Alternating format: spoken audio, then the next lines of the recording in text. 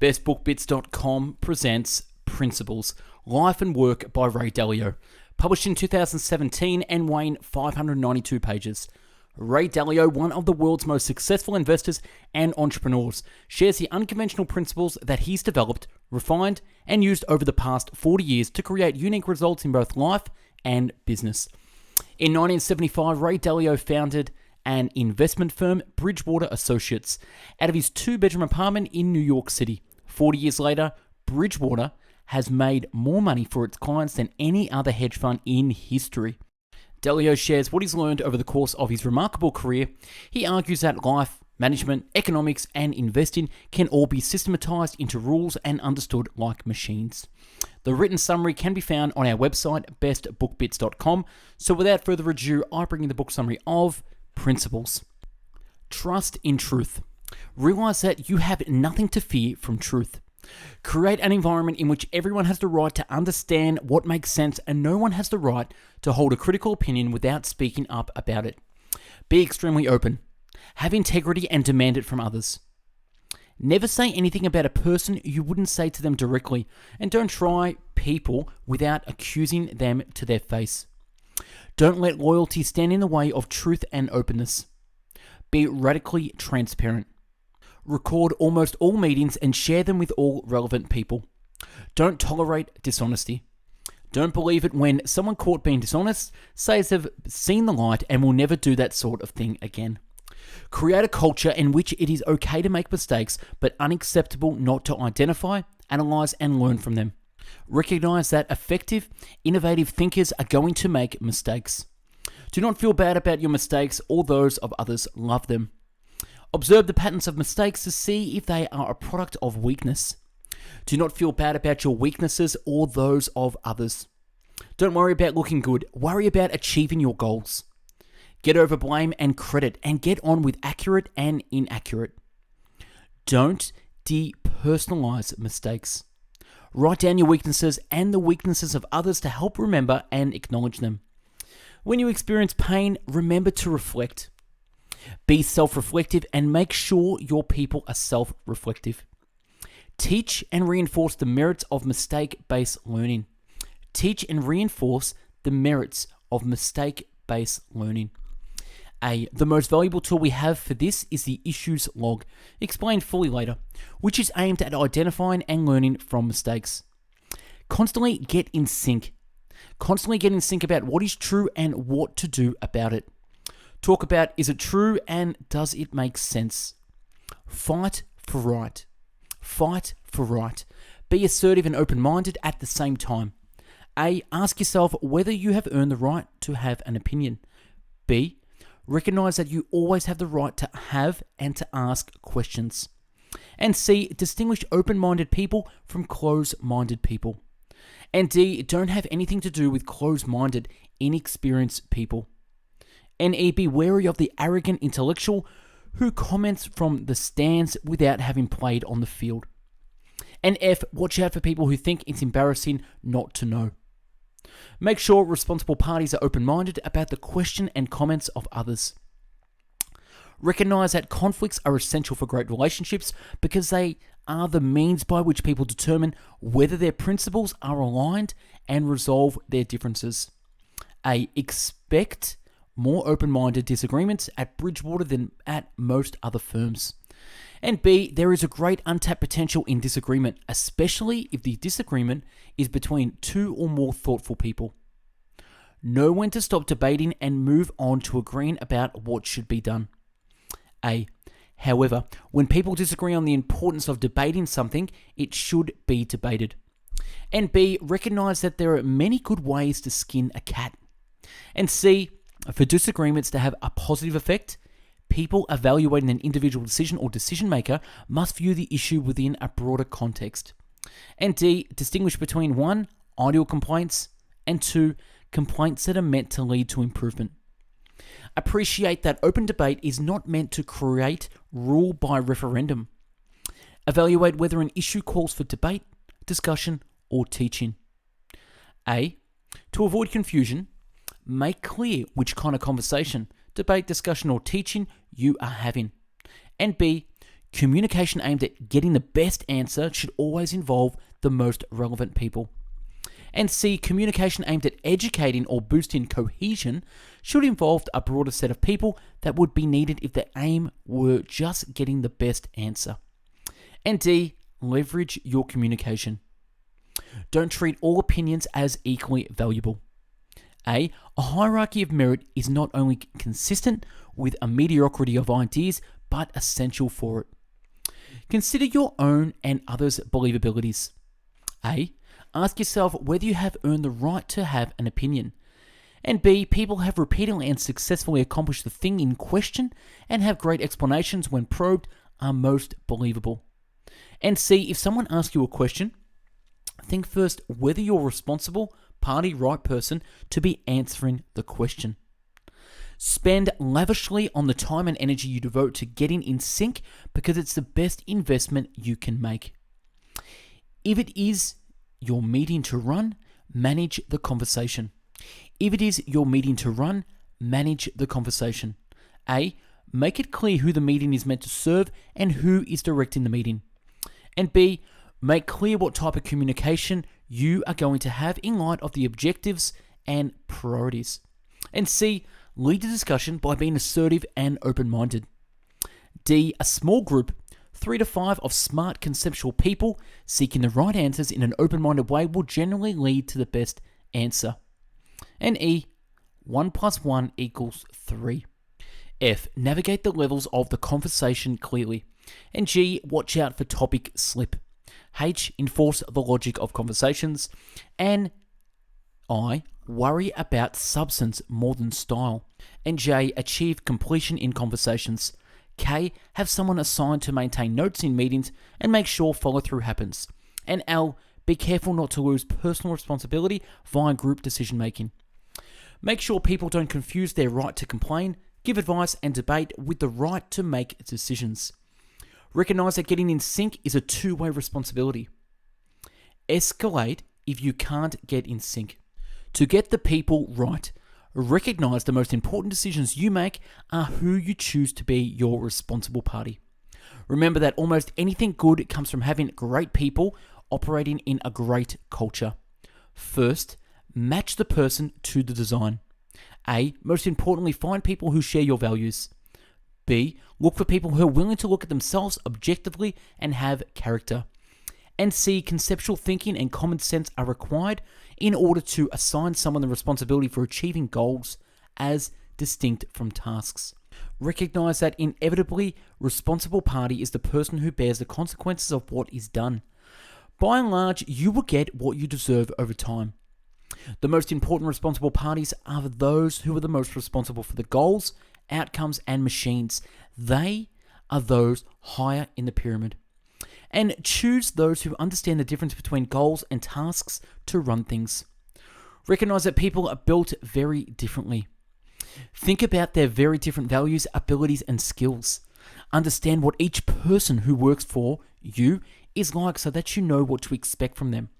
Recognize that the type of person you fit in the job must match the requirements for that job. Use personality assessment tests and quality reflections on experiences to help you identify these differences. Understand that different ways of seeing and thinking make people suitable for different jobs. Understand that different ways of seeing and thinking make people suitable for different jobs. A, people are best at the jobs that require what they do well. B, if you are not naturally good at one type of thinking, it doesn't mean you're secluded from paths that require that type of thinking. Don't hide these differences. Explore them openly with the goal of figuring out how you and your people are built so you can put the right people in the right jobs and clearly assign responsibilities. Remember that people who see things and think one way often have difficulty communicating and relating to the people who see things and think another way. Hire right because the penalties of hiring wrong are huge. Think through what values, abilities, and skills you are looking for. Weigh values and abilities more heavily than skills in deciding whom to hire. Write the profile of the person you are looking for into the job description. Select the appropriate people and test for assessing each of these qualities and compare the results of those assessments to what you've decided is needed for the job. And remember that people tend to pick people like themselves, so pick interviewers who can identify what you are looking for. B, understand how to use and interpret personality assessments. C, pay attention to people's track records. And D, dig deeply to discover why people did what they did. And E, recognize that performance in school, while of some value in making assessments, doesn't tell you much about whether the person has the values and abilities you are looking for. And F, ask for past reviews. G, check references.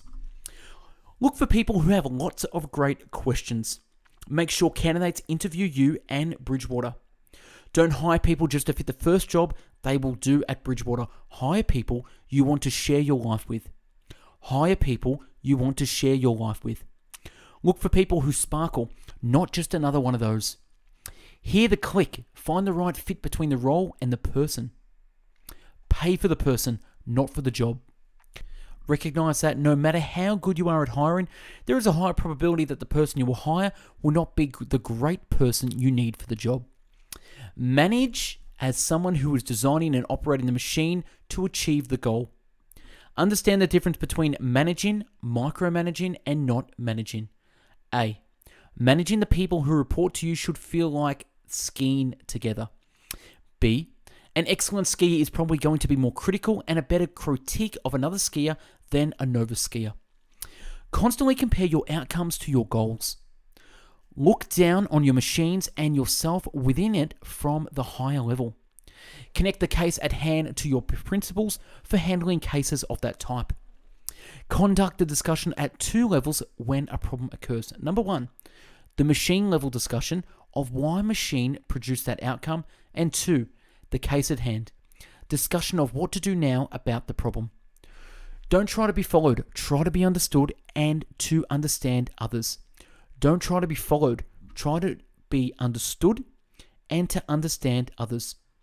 A, don't try to control people by giving them orders. And B, communicate the logic and welcome feedback.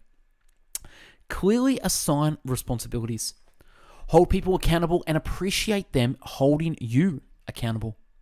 And A, distinguish between failures where someone broke their contract from the ones where there was no contract to begin with. Avoid the suck down phenomenon. Watch out for people who confuse goals and tasks because you can't trust people with responsibilities if they don't understand the goals. Think like an owner and expect the people you work with to do the same. Force yourself and the people who work for you to do difficult things. Force yourself and the people who work for you to do difficult things. A, hold yourself and others accountable. Don't worry if your people like you. Worry about whether you are helping your people and Bridgewater to be great. Know what you want and stick to it. If you believe it is right, even if others want to take you in another direction. Communicate the plan clearly. A, have agreed upon goals and tasks that everyone knows, from the people in the departments to the people outside the departments who oversee them. B, watch out for the unfocused and unproductive. We should do something. Constantly get in sync with your people. Constantly get in sync with your people. Get a threshold level of understanding. Avoid staying too distant. A, tool. Use daily updates as a tool for staying on top of what your people are doing and thinking. Learn confidence in your people. Don't presume it. Vary your involvement based on your confidence. Avoid the theoretical should. Care about the people who work for you. Care about the people who work for you. Logic, reason, and common sense must trump everything else in decision making. While logic drives our decisions, feelings are very relevant.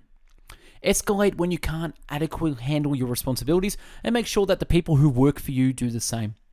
A, make sure your people know to be proactive. And B, tool, an escalation button. Involve the person who is the point of the pyramid when encountering material cross-departmental or cross-sub-departmental issues. Probe deep and hard to learn what to expect from your machine. Know what your people are like and make sure they do their jobs excellently.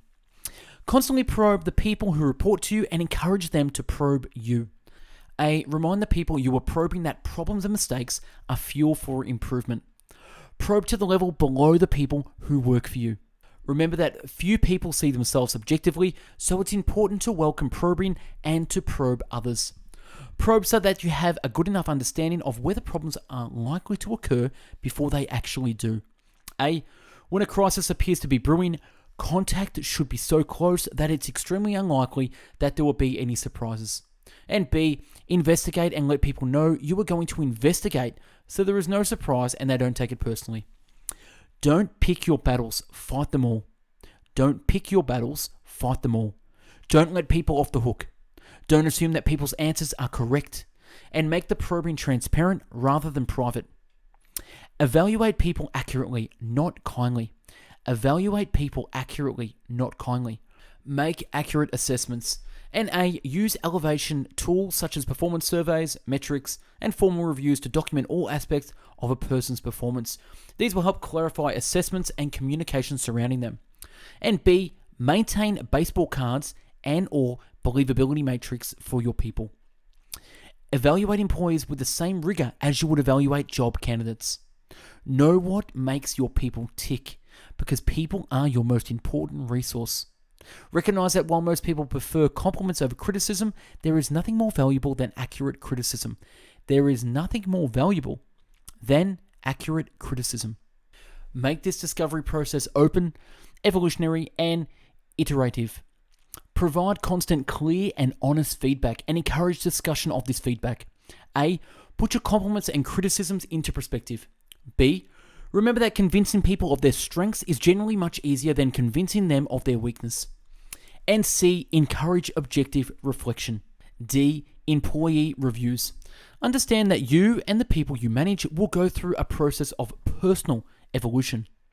Recognize that your evolution at Bridgewater should be relatively rapid and a natural consequence of discovering your strengths and weaknesses. As a result, your career path is not planned at the outset. Remember that the only purpose of looking at what people did is to learn what they are like. A. Look at patterns of behaviors and don't read too much into any one event. And B. Don't believe that being good or bad at some things means that the person is good or bad at everything. If someone is doing their job poorly, consider whether this is due to inadequate training, i.e. training/experience, or inadequate ability. Remember that when it comes to assessing people, the two biggest mistakes are being overconfident in your assessment and failing to get in sync on that assessment. Don't make those mistakes. A. Get in sync is a non-hierarchical way regarding assessments. B. Learn about your people and have them learn about you with very frank conversations about mistakes and their root causes. Help people through their pain that comes with exploring their weaknesses. Remember that when you are really in sync with people about weaknesses, whether yours or theirs, they are probably true. Remember that you don't need to get to the point of beyond a shadow of a doubt when judging people. Understand that you should be able to learn the most about what a person is like and whether they are a click for the job in their first year. Continue assessing people throughout their time at Bridgewater. Train and test people through experiences. Understand that training is really guiding the process of personal evolution. Understand that training is really guiding the process of personal evolution. Know that experience creates internalization. Know that experience creates internalization. Provide constant feedback to put the learning in perspective. Remember that everything is a case study. Teach people to fish rather than give them fish. Recognize that sometimes it is better to let people make mistakes so that they can learn from them rather than tell them the better decision. When criticizing, try to make helpful suggestions. Learn from success as well as from failure. Know what type of mistakes are acceptable and unacceptable, and don't allow the people who work for you to make the unacceptable ones. Recognize that behavior modification typically takes about 18 months of constant reinforcement. Train people, don't rehabilitate them. Train people, don't rehabilitate them. A common mistake. Training and testing a poor performer to see if he or she can acquire the required skills without simultaneously trying to assess their abilities. After you decide what's true, i.e., after you figure out what your people are like, think carefully about what to do about it. Sort people into other jobs at Bridgewater or remove them from Bridgewater. When you find that someone is not a good click for a job, get them out of it ASAP. Know that it is much worse to keep someone in a job who is not suitable for it than it is to fire someone. When people are without a box, consider whether there is an open box at Bridgewater that would be a better fit. If not, fire them. Do not lower the bar. Do not lower the bar. To perceive, diagnose, and solve problems. Know how to perceive problems effectively. Keep in mind the 5-step process explained in part 2. Recognize that perceiving problems is the first essential step towards great management. Recognize that perceiving problems is the first essential step toward great management. Understand that the problems are the fuel for improvement. You need to be able to perceive if things are above the bar, i.e., good enough, or below the bar, i.e., not good enough. And you need to make sure your people can as well. Don't tolerate badness. Taste the soup. Have as many eyes looking for problems as possible. A. Pop the cork. B. Hold people accountable for raising their compliments. And C. The leader must encourage disagreement and be impartial or open-minded. And D. The people closest to certain jobs probably know them best, or at least have perspectives you need to understand. So those people are essential for creating improvement. To perceive problems, compare how the movie is unfolding relative to your script. Don't use the anonymous we and they, because that masks personal responsibility. Use specific names. Be very specific about problems. Don't start with generalizations. Tool. Use the following tools to catch problems: issue logs, metrics, surveys, checklist, outside consultants, and internal auditors. The most common reason problems aren't perceived is what I call the frog in boiling water problem. In some cases, people accept unacceptable problems because they are perceived as being too difficult to fix. Yet, fixing unacceptable problems is actually a lot easier than not fixing them, because not fixing them will make you miserable. Problems that have good planned solutions are completely different from those that don't. Diagnose to understand what the problems are symptomatic of. Recognize that all problems are just manifestations of their root causes, so diagnose to understand what the problems are symptomatic of. Understand that diagnosis is foundational both to progress and quality relationships. Ask the following questions when diagnosing. Remember that a root cause is not an action but a reason. Identify at which step failure occurred in the 5-step process. Remember that a proper diagnosis requires a quality, collaborative, and honest discussion to get at the truth. Keep in mind that diagnosis should produce outcomes. Don't make too much out of one dot. Synthesize a richer picture by squeezing lots of dots quickly and triangulating with others. Maintain an emerging synthesis by diagnosing constantly. To distinguish between a capacity issue and a capability issue, imagine how the person would perform at that particular function if they had ample capacity. The most common reasons that managers fail to produce excellent results or escalate are: avoid Monday morning quarterbacking. Identify the principles that were violated. Remember that if you have the same people doing the same things, you should expect the same results. Use the following drill-down technique to gain an 80-20 understanding of a department or sub-department that is having problems. Put things in perspective. Go back before going forward. A tool. Have all your new employees listen to tapes of the story to bring them up to date. Understand above the line and below the line thinking and how to navigate between the two. Design your machine to achieve your goals. A. Remember, you are designing a machine or a system that will produce outcomes. B. A short-term goal probably won't require you to build a machine. Beware of paying too much attention to what is coming at you and not enough attention to what your responsibilities are and how your machine should work to achieve your goals. Don't act before thinking. Take the time to come up with a game plan. The organizational design you draw up should minimize problems and maximize capitalization on opportunities. Put yourself in the position of pain for a while so that you can gain a richer understanding of what you are designing for. Recognize that design is an irritative process between a bad now and a good then, is a working through it period. Visualize alternative machines and their outcomes, and then choose. Think about second and third order consequences as well as first order consequences. Most importantly, build the organization around goals rather than tasks. A. First, come up with the best workflow design. Sketch it out on an organizational chart.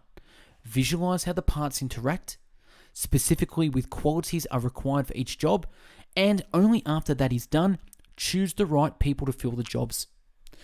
And B. Organize departments and sub-departments around the most logical groupings. And C. Make departments as self-sufficient as possible so they have control over the resources they need to achieve the goals. And D.